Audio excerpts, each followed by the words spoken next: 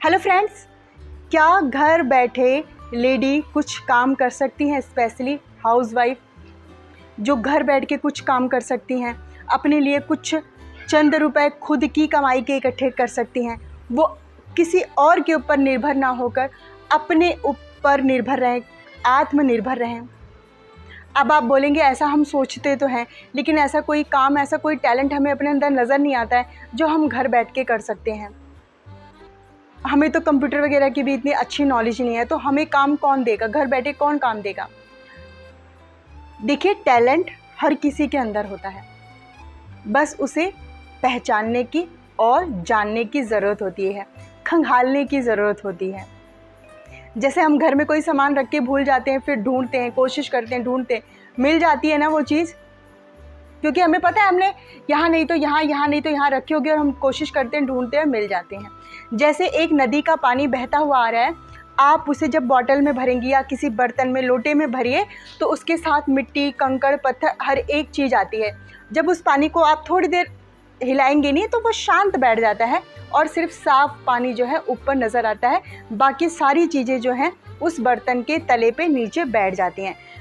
तो देखने वाले को तो लगेगा ही नहीं कि इस पानी में क्या क्या था, वो तो ये सोचेगा साफ़ ही पानी था। उसी तरीके से ये हमारी लाइफ है, ये हमारी ज़िंदगी है, हमारा शरीर है, जो हमारी खूबियाँ हैं, जो हमारा टैलेंट था ना, शादी होने के बाद या किसी कारणवश हमारी शादी हो गई और हम आगे पढ़ाई नहीं कर पाए, तो लेकिन जो हमारी खूबियाँ थी वो शादी करने की वजह से और ज़्यादा ना पढ़ने की वजह से क्या वो खो जाएंगी?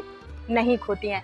बस ज़रूरत होती है हमें उसे हिलाने की, थोड़ी सी रफ्तार देने की। तो जितनी भी चीज़ें हमारे अंदर बैठ चुकी हैं ना, कहीं खो चुकी हैं, वो सारी चीज़ें हमारे ऊपर आ जाती हैं। जो हमारी खूबियाँ हैं वो पता चल जाती हैं, बस हमें अपनी खूबियों को पहचानने की ज़रूरत होती है। ऐसे बहुत सारे काम हैं जो लेडीज़ घर बैठ के कर सकती हैं, किसी और के ऊपर डिपेंड ना होकर, किसी और के ऊपर निर्भर ना होकर वो खुद आत्मनिर्भर बन सकती हैं। जैसे ट्यूशन क्लासेस हो गए। आप ट्यूशन क्लासेस बहुत ज़्यादा नहीं पढ़ी हैं, लेकिन आप इतना पढ़ी हैं कि आप छोटे बच्चों को ट्यूशन क्लासेस दे सकती हैं, तो आप ज़रूर दीजिए।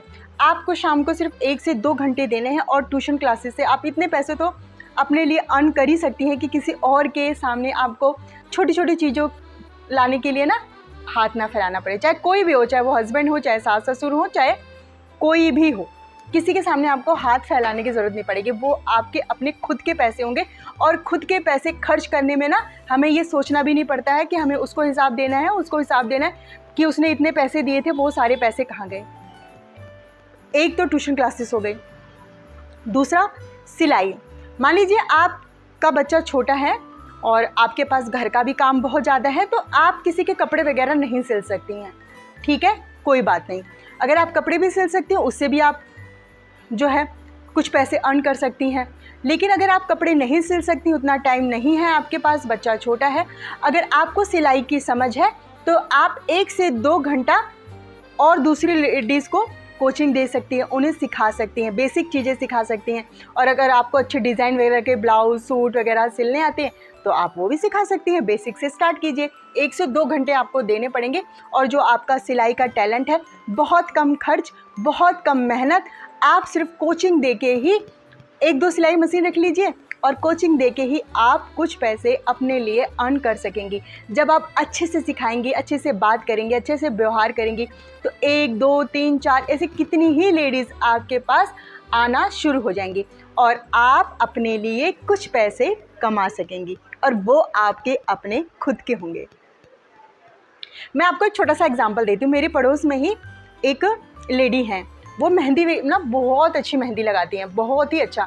तो क्या होता है, जैसे तीज त्यौहार पड़ते हैं ना, करवा चौथ, तीज और रक्षाबंधन, अभी जैसे रक्षाबंधन गया, तो जैसे ये फेस्टिवल पड़ते हैं, जन्माष्टमी वगैरह, तो लेडीज़ क्या उनके पास जाके ना मेहंदी लगवाती थी, और विश्वास मानिए वो इतनी अच्छी मेहंदी लगाती थी ना, जो मार्केट में लगाते हैं ना उससे भी बहुत अच्छी मेहंदी, और जैसा आप बोलेंगे वैसा मेहंदी लगा देती थी। तो कुछ दिनों तक तो उन्होंने, जो उनके पास जाता रहा वो लगाती रही, तो उनका जो ना फ्री में प्रचार हो गया कि भाई वो वाली जो दीदी है ना उस रूम में रहती हैं, बहुत ही अच्छी मेहंदी लगाती है, भाई वो वाला घर उनका है। ऐसे कर करके ना कितनी लेडीज़ उनके पास जाने लगी, और अब वो चार्ज करने लगी। और 1-2 लेडीज़ ने उनको ना अपनी शादी में, जैसे अपनी बेटी की शादी में भी बोला कि मेरे यहाँ मेरी बेटी की शादी है, आप आइए, वहाँ पर मेहंदी लगाइए।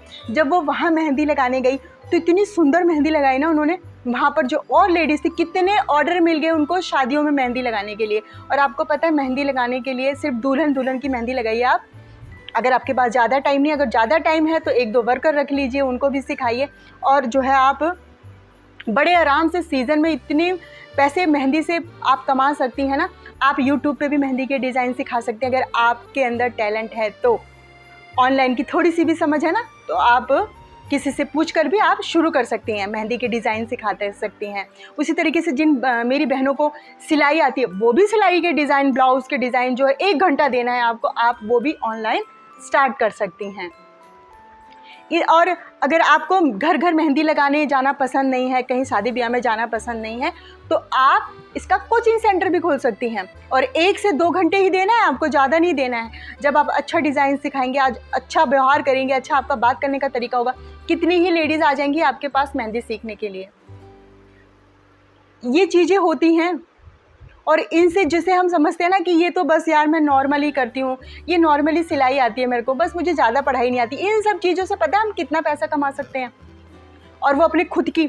और सिर्फ हमें शाम को 1 से 2 घंटा अपना देना पड़ेगा बस।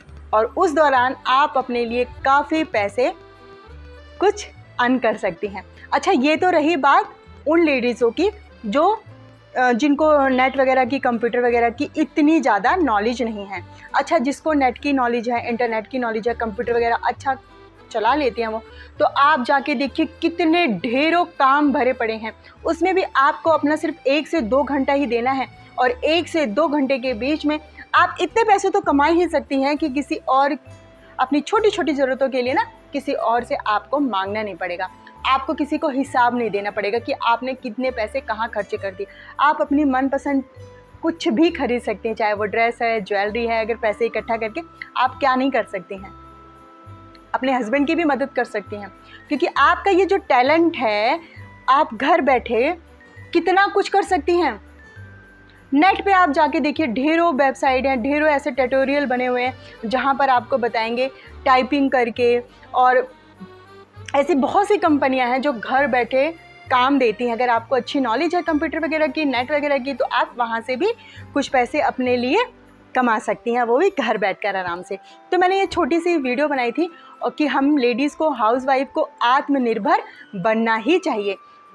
इसलिए बनना चाहिए, दूसरों के लिए नहीं कि मैं पैसे कमाऊंगी, अपने हस्बैंड को दूंगी या अपने सास ससुर की मदद करूंगी। देखिए, ये तो एक अलग बात हुई, लेकिन आपको किसी के आगे हाथ नहीं फैलाने पड़ेंगे कि मुझे मेरी जेब खर्च के लिए पैसे चाहिए, या मुझे अपने लिए, छोटा सा एग्जांपल देती हूँ, लिपस्टिक लाना है, या आपको कोई, आपने पड़ोस में भाभी जी नई ड्रेस लेकर आई हैं, आपको वैसी ही ड्रेस लेनी है। उसके लिए आपको कितना सारा मक्खन लगाना पड़ेगा अपने, मान लीजिए जॉइंट फैमिली में है, ससुर जी मालिक हैं या सास जी मालिक हैं, या फिर आपके हस्बैंड हैं, उनको कितना मक्खन लगाना पड़ेगा, कितना वो करना पड़ेगा। उससे अच्छा है अगर आपके अंदर कुछ भी टैलेंट है तो आप जो है उसको काम में लाइए, यूज़ में लाइए। उसी तरीके से यूट्यूब तो हम सभी जानते हैं। अगर आप कुछ सिखा रहे हैं, उसकी ब्लॉगिंग बना लीजिए। जैसे बच्चों की पोएम वगैरह है, उसकी आप ब्लॉगिंग वगैरह बना के उसको भी आप नेट पे डाल सकती हैं, उससे भी पैसे आप जो है अर्न कर सकती हैं। या आपके अंदर और कोई टैलेंट है जो आप यूट्यूब पे अच्छे से बता सकती हैं, अच्छे से उसको किसी और दूसरे को समझा सकती हैं, तो आप उस यूट्यूब पे भी आकर पैसे अर्न कर सकती हैं। बहुत सारे लेडीज़, बहुत सारे ऐसे लोग हैं जो यूट्यूब से भी पैसा घर बैठे आराम से कमा रहे हैं। तो हर लेडीज़ को आत्मनिर्भर बनना चाहिए, अपनी कोशिश करनी चाहिए, और ताकि हमें छोटी छोटी चीज़ों के लिए दूसरों के आगे हाथ ना फैलाना पड़े। आत्मसम्मान सबके लिए एक जैसा होता है, और हर लेडीज़ को आत्मसम्मान के लिए तो ज़रूर ही करना चाहिए। तो मैंने बहुत ही कम शब्दों में आपको समझाने की कोशिश करी है। अगर आपको अच्छी लगी हो मेरी बातें तो प्लीज़ कमेंट में ज़रूर बताइएगा, और आपके अंदर कौन सा टैलेंट है वो भी बताइएगा। इसी के साथ मिलते हैं नेक्स्ट वीडियो में, और मेरे चैनल को सब्सक्राइब करना ना भूलें। Bye friends.